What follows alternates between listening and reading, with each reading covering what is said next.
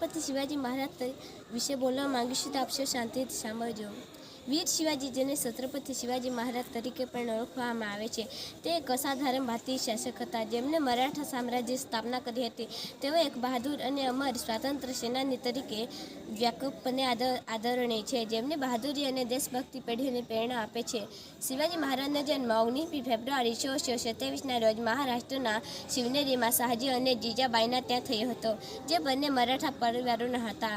તેણીની ધાર્મિક પૃષ્ઠભૂમિ હોવા છતાં જીજાબાઈ એક હિંમતવાન મહિલા હતી, જેમણે તેમના પુત્રોમાં બહાદુરી, સચ્ચાઈ અને માતૃભૂમિ પ્રત્યેના પ્રેમના ગુણો સ્થાપિત કર્યા હતા। શિવાજીનો ઉછેર રામાયણ અને મહાભારત જેવા ભારતીય નાયકોની વાર્તાઓ સાંભળીને થયો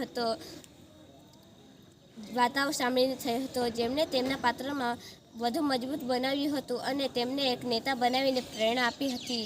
તેમણે બાળપણમાં શિવાજીએ બાળકોને એક જૂથ બનાવ્યું અને તેમના નેતાની ભૂમિકા ધારણ કરીને કિલ્લાઓ લડવા અને કબજે કરવાની રમત રમી।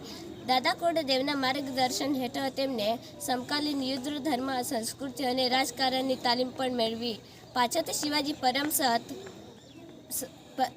શિવાજી પરમ સત રામદેવના સમર્પિત શિષ્ય બન્યા। અસ્તુ।